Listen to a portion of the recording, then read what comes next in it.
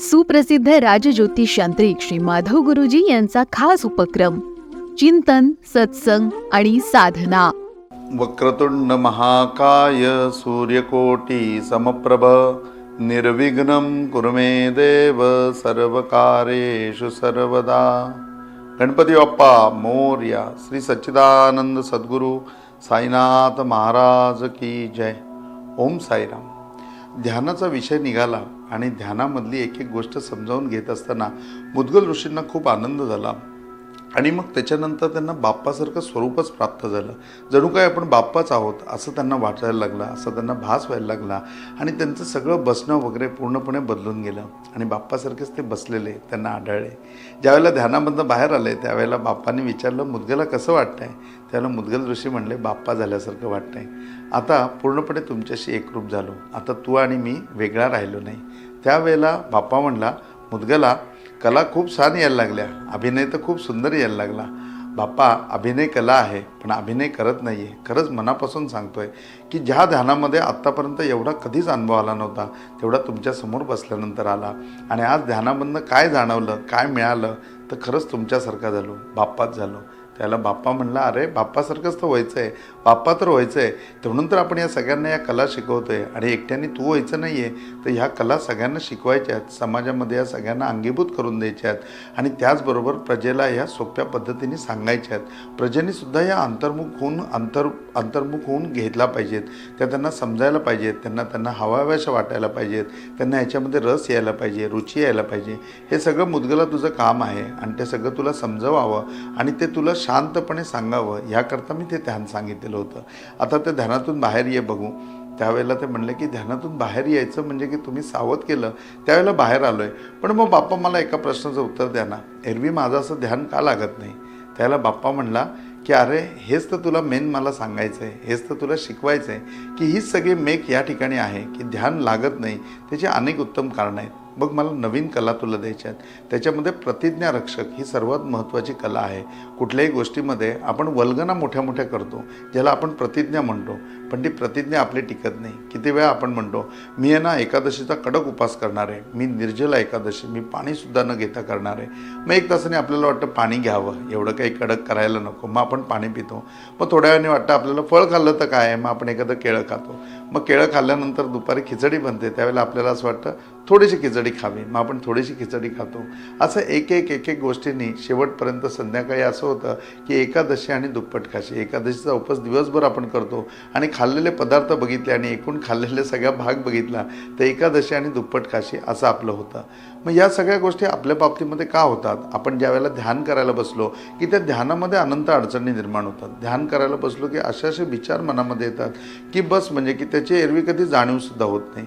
हे सगळं बाप्पा मुद्गल ऋषी बाप्पांना सांगत होते. बाप्पा हे सगळं ऐकत होता आणि बाप्पा स्वतःच्या बोलण्यावरती ठाम होता. बाप्पा म्हणला, बघ मला तुला प्रतिज्ञा रक्षक करायचं आहे, ही पहिली कला तुला शिकवायची आहे. दुसरी कला मला तुला आज प्रकाशक बनवायचं आहे. प्रत्येक गोष्टी तू प्रकाश झोतामध्ये आणण्याकरता तू प्रकाशक झालं पाहिजे. प्रकाशसुद्धा ही सुद्धा एक कला आहे. त्याचबरोबर मला या ठिकाणी तुला तिसरी कला द्यायची आहे, ती म्हणजे की करता पण तूच झाला पाहिजेस आणि करविता पण तूच झाला पाहिजेस. जसं तू म्हणतोस ना, तूच करता आणि करविता, ज्ञान पण तूच झाला पाहिजेस तर विज्ञान पण तूच झाला पाहिजेस. मला म्हणतोस ना तू ज्ञानमय हो तर मग विज्ञानमय होसी, तर ज्ञान आणि विज्ञान हे तुझ्या ठाईच मिळालं पाहिजे. करता आणि करविता हे सुद्धा तुझ्या ठाईच मिळालं पाहिजे. तिसरी गोष्ट सगळ्याचा प्रकाशक, सगळ्या गोष्टी प्रकाश झोतामध्ये आणण्याची जी कला आहे, जी प्रकाशक कला आहे, तो प्रकाशक पण तूच झाला पाहिजेस. आणि प्रतिज्ञा रक्षक, प्रत्येक गोष्टीमध्ये प्रतिज्ञा करून त्या प्रतिज्ञेची रक्षा, त्या कर्माची रक्षा आणि ते कर्म पूर्ण करण्याची रक्षा ही सगळी तुझ्यावरती पूर्णपणे अंगीभूत असली पाहिजे. त्याची सगळ्याची भिस्त तुझ्यावर असायला पाहिजे. या 4 कला मी तुला शिकवणार आहे. आणि या 4 कला शिकवत असताना ध्यान ही त्याची जशी अवस्था आहे तशी प्रतिबंध ही सुद्धा अवस्था आहे. पप्पा प्रतिबंध म्हणजे काय? अरे मुद्गला, प्रतिबंध म्हणजे अडथळे निर्माण होणे. प्रत्येक गोष्टीमध्ये अडथळे निर्माण होतात आणि हे अडथळे आध्यात्मिक कार्य करताना जास्त निर्माण होतात. म्हणजे कुठल्याही गोष्टीमध्ये तू अध्यात्म करायला आलास ना की तुझ्या वाट्याला अडथळे येतात. कुठलीही गोष्ट तू समाजाकरता करायला निघालास, ज्या वेळेला तू म्हणजे किती लोककल्याणाकरता निघालास की ती करत असताना त्याच्यामध्ये अडथळे निर्माण होतात. मग मुद्गल ऋषी बाप्पांना एक एक सांगायला लागले, बाप्पा ध्यान तुम्ही शिकवलं, तुमच्यासमोर इतकं छान लागलं, पण एरवी ध्यान करत असताना मला नुसतं आळस येतो, मला जांभळ्या येतात. अरे मुद्गला, तीन प्रकारचे प्रतिबंध आहेत. एक सामान्य प्रतिबंध आहे, दुसरा प्रतिबंध हा मध्यम स्वरूपाचा आहे आणि तिसरा जो आहे तो विशेष प्रतिबंध आहे. या प्रतिबंधामधनंच ही वाटचाल आहे, कारण या प्रतिबंधामधनं वाटचाल होत असतानाच कुठेतरी तुला त्यातल्या मेखा कळतील आणि तू त्या गोष्टी पूर्णपणे एकाग्रतेने करशील. मुद्गल ऋषी म्हणले, बाप्पा ह्या सगळ्यामध्ये सामान्य प्रतिबंध म्हणजे काय असतो? सामान्य प्रतिबंध म्हणजे तू म्हणला असतो सर्वात पहिली गोष्ट म्हणजे आळस. एखादी गोष्ट, आध्यात्मिक साधना किंवा आपण केलेली प्रतिज्ञा ती पूर्ण करत असताना, प्रगतीकडे वाटचाल करत असताना मध्येच आळस येतो. आज नको करायला, थोड्या वेळाने करूया, उद्या नको, परवा करूया, आणि आपण आळस करून करून त्याच्यापासून पूर्णपणे बाजूला निघून जातो. आपल्याला प्रतिबंध केला जातो. दुसरा प्रतिबंध होतो तो मोठेपणाचा. कुठेतरी उगाचच मोठेपणा अंगामध्ये असतो, तो मोठेपणा अंगामध्ये येतो आणि मोठेपणा अंगामध्ये आल्यामुळे त्या गोष्टीमुळे सुद्धा प्रतिबंध निर्माण होतो. तिसरा प्रतिबंध दांभिकपणाचा. प्रत्येक गोष्ट म्हणजे की दाखवायची, मी असं करतोय, मी तसं करतोय, मी इथे बसतोय, मी तिथे बसतोय, मी ही पोथी वाचतोय. मग ती लोकांच्या लक्षात यावी म्हणून ती अजून वर करून वाचायची किंवा मोठ्यांदी वाचायची. ह्या गोष्टीमुळे सुद्धा अडथळे निर्माण होतात. आणि परदोष हे तर काही तुला वेगळे सांगायला नको. परदोष म्हणजे काय बाप्पा? कायम दुसऱ्याचे दोष बघायचे.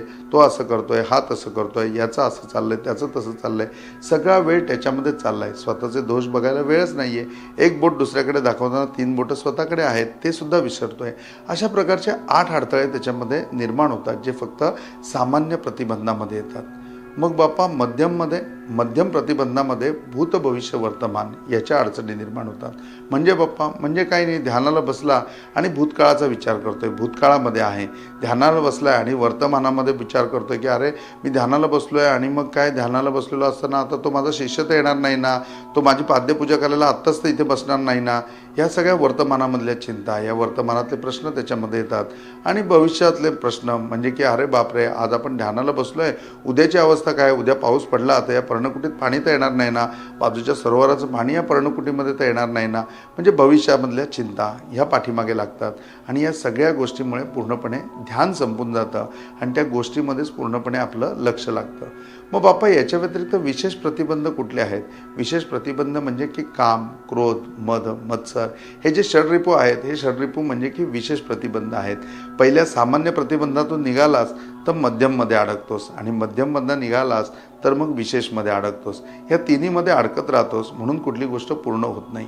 पण मुद्गला, प्रतिज्ञा रक्षक ही अशी कला आहे जी कला मी तुला पूर्णपणे शिकवतोय, की ज्या कलेमुळे तू एकदा एखाद्या गोष्टीची प्रतिज्ञा केलीस ना की ती प्रतिज्ञा पूर्ण करूनच तू पार पडशील. गोष्ट म्हणजे की दुसरी कला म्हणजे मी जी तुला शिकवते की ज्याच्यामध्ये तू करता होणार आहेस आणि तूच करविता होणार आहेस. ज्ञान पण तूच होणार आहेस आणि विज्ञान पण तूच होणार आहेस आणि या सगळ्याचा प्रकाशक तूच असणार आहेस. मुद्गला, तुला माहिती आहे का, अरे भविष्यामध्ये तुझ्या हातून पुराण लिहिलं जाणार आहे, जे मुद्गल पुराण म्हणून सगळीकडे प्रसिद्ध होणार आहे. आणि त्या मुद्गल पुराणामध्ये तू हे सगळं तुझं आणि माझं बोलणं आता लिहिणार आहेस आणि हे सगळं लिहिलेलं समाजाला कळवणार आहेस. समाजाला हे सगळं प्राप्त होणार आहे आणि त्याच्यामधनं या कला त्यांना अंगीभूत होणार आहेत. इतकं सुंदर कार्य तुझ्या हातून भविष्यामध्ये होणार आहे आणि हे कार्य होत असताना ते नीट समजावं, ते खूप सोपं करून तू लिहावं म्हणून मी एवढा सगळा पूर्णपणे त्या ठिकाणी घाट घालत आहे. एवढं सगळं तुला शांतपणे सोप्या पद्धतीने समजावून सांगत आहे.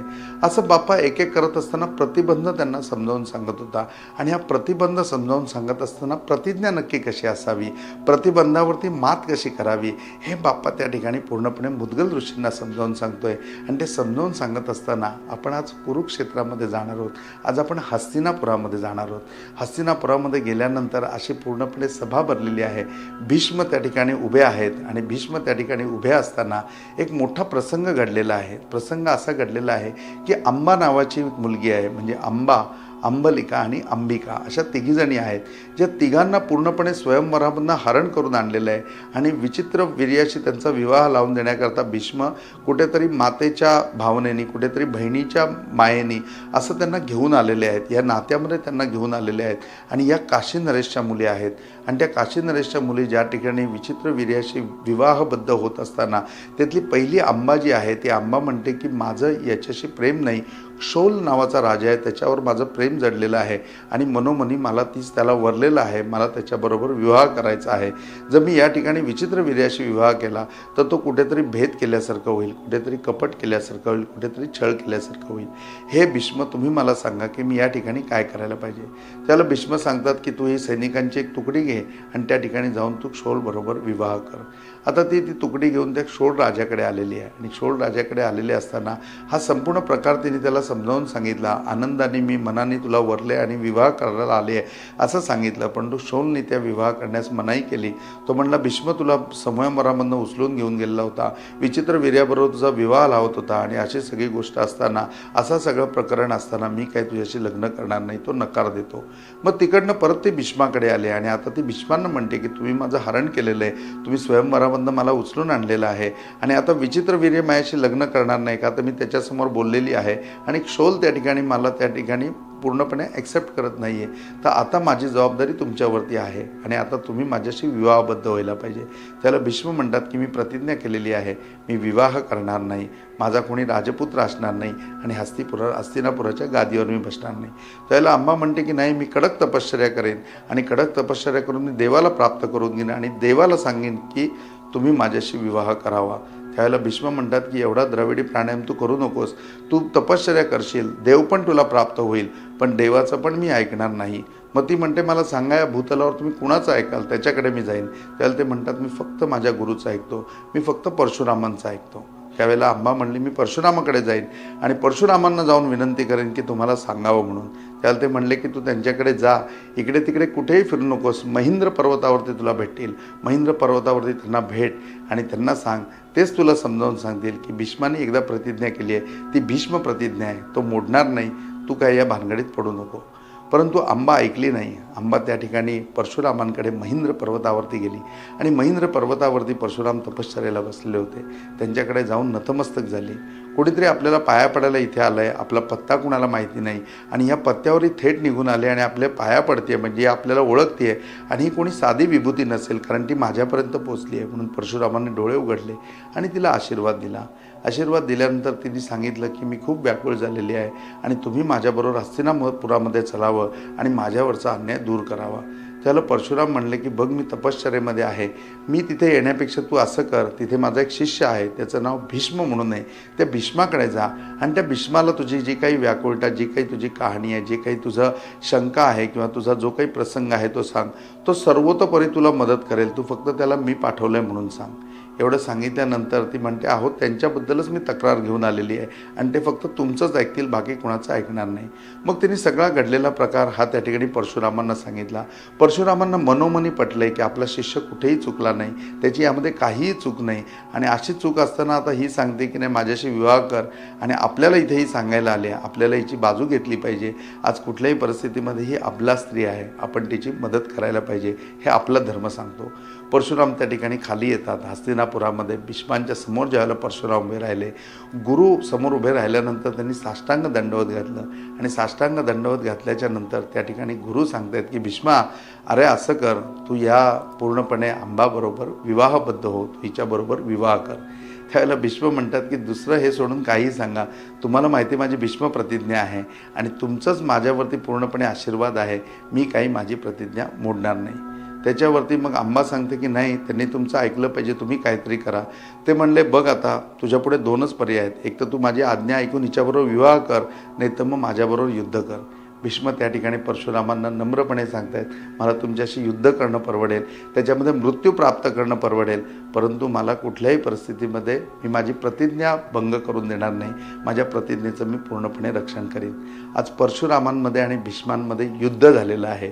कदाचित ही गोष्ट तुम्हाला माहितीसुद्धा नसेल, परंतु महाभारतामध्ये ही गोष्ट आहे, महाभारत पुराणामध्ये ही गोष्ट येते आणि त्याच्यामध्ये मग भीष्म आणि पूर्णपणे परशुरामामध्ये युद्ध होतं. इतकं घनघोर युद्ध होतं की ते युद्ध होत असताना भीष्मसुद्धा माघार घेत नाहीत आणि परशुरामसुद्धा माघार घेत नाही आहेत.